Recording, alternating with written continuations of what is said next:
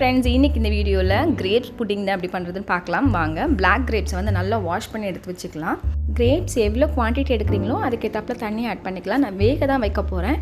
இப்போ தண்ணி ஆட் பண்ணி அதில் அது கிரேப்ஸை வாஷ் பண்ணி அதை எடுத்து அதில் போட்டு நல்லா ஃபுல் ஃப்ளேமில் வச்சுட்டு ஒரு 5 மினிட்ஸ் வேக வைக்க போகிறேன்.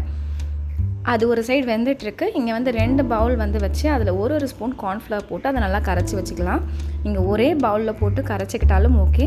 நான் வந்து லாஸ்ட்டாக அதை வந்து நம்ம ஊற்றும் போது மிஸ் பண்ணிடக்கூடாது, அதிகமாக ஊற்றிடக்கூடாதுன்றதுக்காக ஸ்ப்ளிட் பண்ணி ஊற்றி வச்சுருக்கேன். ஸோ உங்களுக்கு எப்படி வேணுமோ நீங்கள் ஒரே பவுலில் கூட நீங்கள் பண்ணிக்கலாம். இப்போ நல்லா வெந்துடுச்சு. வெந்த கிரேப்ஸை நம்ம மிக்ஸி ஜாருக்கு கன்வெர்ட் பண்ணிக்கலாம். ஒரு 2 நிமிஷம் அதை ஆற விட்டுட்டு மிக்ஸி ஜாருக்கு கன்வெர்ட் பண்ணிக்கோங்க. கன்வெர்ட் பண்ணிவிட்டு நல்லா கிரைண்ட் பண்ணிக்கலாம். கிரைண்ட் பண்ணிவிட்டு ஒரு ஸ்டெய்னர் போட்டு நம்ம அதை நல்லா ஃபில்ட்ரு பண்ணி எடுத்துக்கலாம். இப்போ வந்து 2 பேன் வைக்கிறேன் நான். ஒரு சைடு வந்து பேனும் ஒரு சைடு வந்து பால் பாத்திரமும் வைக்கிறேன். ஒரு இதில் வந்து பால் 1 கப் ஆட் பண்ணிக்கிறேன். இதில் வந்து நம்ம ஆல்ரெடி ஃபில்ட்ரு பண்ண அந்த 1 கப்பை வந்து ஆட் பண்ணிக்கிறேன். இப்போ வந்து அது நல்லா கொதி வந்ததுக்கப்புறம் இந்த ஜூஸில் 2 டேபிள் ஸ்பூன் சுகர் ஆட் பண்ணுறேன். அதே மாதிரி பால் கொதிச்சிருச்சு. பால்லே 2 டேபிள் ஸ்பூன் வந்து சுகர் ஆட் பண்ணுறேன். இது ரெண்டுமே நல்லா கொதிச்சதுக்கப்புறம் நம்ம ஆல்ரெடி கரைச்சி வச்சுருக்கோம்ல கார்ன்ஃப்ளவர், அதை வந்து ஒரு ஸ்பூன் கார்ன்ஃப்ளவரை வந்து 2த்துலேயும் வந்து ஊற்ற போகிறோம்.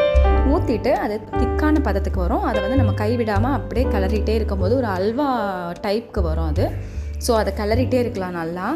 நல்லா திரண்டு அது திக்காக சூப்பராக அது பார்க்குறக்கே உங்களுக்கு சூப்பராக இருக்கும். நல்லா அல்வா மாதிரி திரண்டு வரும் அது. வேறு எதுவுமே நான் ஆட் பண்ணல, கார்ன்ஃப்ளவர் மட்டும்தான் ஆட் பண்ணேன்.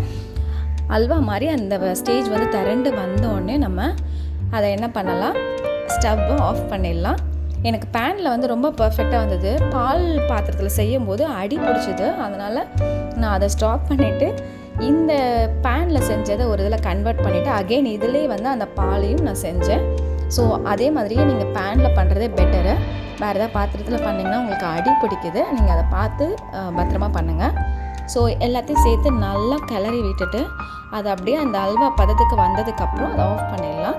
இப்போ 2 கப் எடுத்திருக்கேன், 2 கிளாஸ் எடுத்திருக்கேன். அதில் வந்து கீழே வந்து கிரேப்பு, மேலே வந்து மில்க்கு, அதுக்கப்புறம் அகெயின் கிரேப்பு, மில்க்கு, அந்த மாதிரி மாறி மாறி உங்களுக்கு எப்படி லேயர்ஸ் நீங்கள் செட் பண்ணுறீங்களோ, எவ்வளோ பெரிய கிளாஸோ அதுக்கேற்றப்ப செட் பண்ணிக்கோங்க. செட் பண்ணிவிட்டு ஃபைனல் டச்சாக ஒரு கிரேப்ஸ் எடுத்து மேலே நீங்கள் வச்சிங்கன்னா அவ்வளோதாங்க, நம்ம ஒர்க் முடிஞ்சிருச்சு.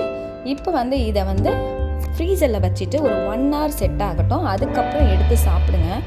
அவ்வளோ ஒரு டேஸ்ட்டு சூப்பராக இருக்கும். கிரேப்ஸாக இது அப்படின்ற அளவுக்கு இருக்கும். இதெல்லாம் நம்ம வந்து ஆர்டர் பண்ணுறதா இருந்தால் 140-150 ருபீஸ் ஸ்டார்டிங்கு. ஸோ இது வீட்டிலே நம்ம வந்து கிரேப்ஸ் அதிகமாக இருக்கும்போது கூட நம்ம டக்குன்னு எடுத்து இந்த மாதிரி செஞ்சு கொடுக்கலாம். குட்டீஸ்க்குலாம் ரொம்ப பிடிக்கும். ட்ரை பண்ணி பாருங்கள். முடிஞ்ச அளவுக்கு வீட்டிலே நம்ம குக் பண்ணுறது வந்து ரொம்ப நல்லது, ஹெல்த்தியும் கூட. நீங்களும் ட்ரை பண்ணி பாருங்கள். ட்ரை பண்ணி பார்த்துட்டு எப்படி இருந்ததுன்னு சொல்லுங்கள். எங்கள் வீட்டு குட்டீஸ்க்கு வந்து இது ரொம்ப பிடிச்சிருந்தது, ரொம்ப விரும்பி சாப்பிட்டாங்க. நீங்களும் ட்ரை பண்ணி பார்த்துட்டு எப்படி இருந்ததுன்னு எங்களுக்கு சொல்லுங்கள். தேங்க்யூ.